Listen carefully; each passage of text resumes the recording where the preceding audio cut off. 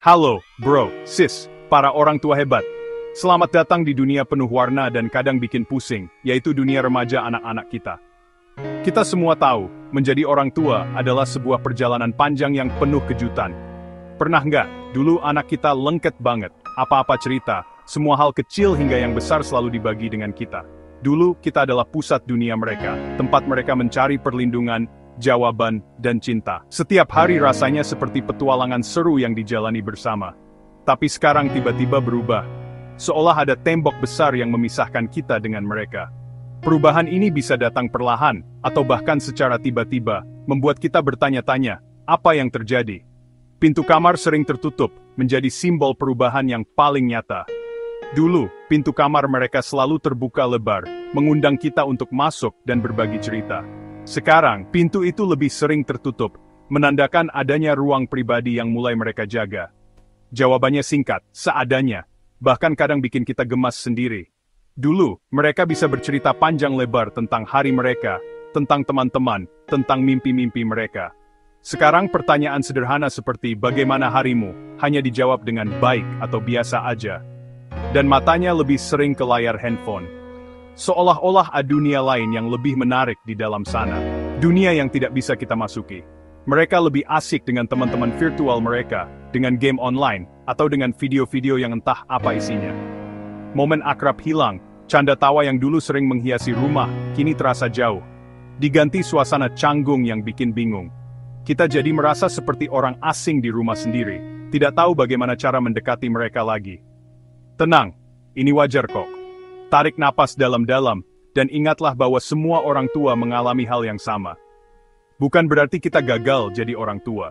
Ini adalah fase yang normal dalam perkembangan anak. Sebuah proses yang harus mereka lalui untuk menemukan jati diri mereka. Masa remaja itu masa transisi, sebuah jembatan antara masa kanak-kanak dan masa dewasa. Mereka lagi sibuk cari jati diri di tengah tekanan sekolah, tugas-tugas yang menumpuk, ujian yang bikin stres, dan ekspektasi yang tinggi dari berbagai pihak. Teman, menjadi sangat penting di masa ini. Mereka mencari penerimaan dan validasi dari teman-teman sebaya mereka. Dan perubahan hormon, yang membuat emosi mereka naik turun seperti roller coaster. Kadang senang, kadang sedih, kadang marah tanpa alasan yang jelas. Kalau mereka jadi pendiam atau gampang marah, itu adalah cara mereka untuk menghadapi semua perubahan yang terjadi dalam diri mereka. Itu bukan karena benci sama kita. Justru, mereka sedang membutuhkan kita lebih dari sebelumnya, meskipun mereka tidak menunjukkannya. Justru, ini saatnya kita upgrade cara komunikasi, belajar bahasa baru yang bisa menjembatani perbedaan generasi. Cara ngobrol ke anak remaja jelas beda sama anak kecil, tidak bisa lagi dengan nada memerintah atau menggurui. Mereka butuh didengarkan dan dihargai, mereka ingin pendapat mereka didengar, ide mereka dihargai, dan perasaan mereka diakui. Komunikasi efektif jadi kunci untuk membuka pintu hati mereka kembali. Supaya hubungan tetap hangat di tengah badai pubertas, kita perlu belajar untuk menjadi pendengar yang baik, teman yang suportif, dan orang tua yang pengertian. Yuk, kita belajar bareng. Cari tahu bagaimana cara membangun jembatan komunikasi yang kuat dengan anak remaja kita. Gimana caranya masuk ke dunia remaja mereka, memahami apa yang mereka rasakan, dan mendukung mereka dalam perjalanan mereka. Tanpa jadi orang tua yang nyebelin, yang selalu mengkritik, mengatur, atau menghakimi. Kita cari trik simple supaya anak nyaman ngobrol lagi sama kita, supaya mereka merasa aman dan nyaman untuk berbagi cerita, mimpi, dan kekhawatiran mereka. Siap? Petualangan dimulai.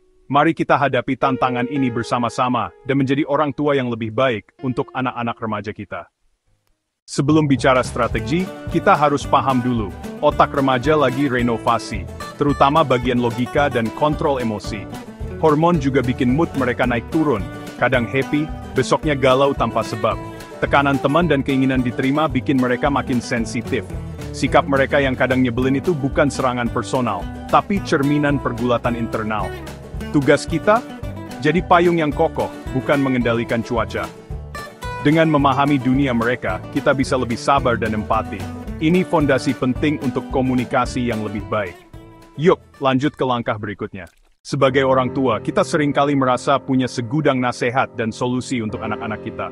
Tapi tahukah kamu, skill utama yang sebenarnya mereka butuhkan dari kita? Bukan cuma sekedar memberikan solusi instan, tapi justru mendengarkan aktif. Ini bukan sekadar mendengar apa yang mereka katakan, tapi benar-benar hadir dan memahami apa yang mereka rasakan. Saat anak cerita, simpan HP, jauhkan semua distraksi. Berikan mereka perhatian penuhmu. Tatap mata mereka, tunjukkan bahwa kamu tertarik dan peduli dengan apa yang mereka sampaikan. Kontak mata adalah kunci untuk membangun koneksi yang kuat, dan tunjukkan kita benar-benar hadir, bukan cuma raga, tapi juga pikiran dan hati kita. Duduklah dekat dengan mereka, berikan sentuhan lembut jika perlu, dan ciptakan suasana yang nyaman dan aman. Respons sederhana kayak, "Oh, gitu ya," atau "Terus, gimana?" bikin mereka merasa didengarkan dan dihargai. Ini menunjukkan bahwa kamu mengikuti cerita mereka dan ingin tahu lebih banyak. Empati itu kunci. Coba pahami perasaan mereka, bukan langsung menasihati atau menghakimi.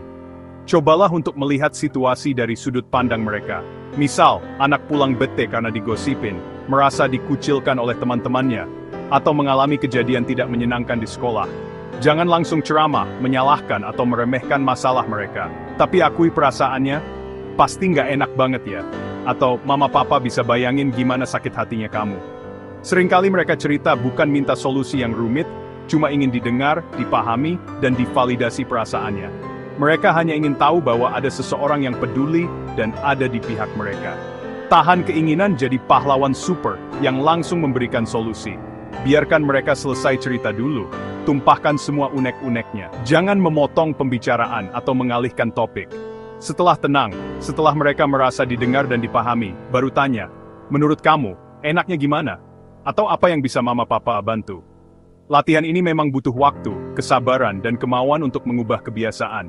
Tapi hasilnya luar biasa, jauh melampaui ekspektasi kita. Anak yang merasa didengar akan lebih terbuka, lebih percaya diri, dan nggak takut cerita, bahkan soal kesalahan atau masalah yang memalukan sekalipun. Mereka tahu bahwa mereka tidak akan dihakimi atau dihukum. Rumah jadi tempat aman buat curhat, tempat berlindung dari kerasnya dunia luar, bukan ruang interogasi yang penuh tekanan dan ketakutan. Investasi waktu dan perhatian ini bikin hubungan makin kuat, makin harmonis, dan makin bermakna. Hubungan yang didasari oleh kepercayaan dan saling pengertian. Jadi yuk, mulai jadi pendengar yang asyik, pendengar yang empatik, pendengar yang suportif, bukan cuma polisi yang selalu mencari kesalahan dan memberikan hukuman. Anak butuh telinga yang siap mendengarkan dengan penuh cinta dan pengertian, bukan hanya aturan yang mengekang dan membatasi. Siap dengerin tanpa menghakimi, tanpa menyela, dan tanpa memberikan solusi yang tidak diminta. Siap menjadi pendengar yang terbaik bagi anak-anak kita. Setelah jadi pendengar, ciptakan zona aman, tempat anak bebas jadi diri sendiri tanpa takut dihakimi.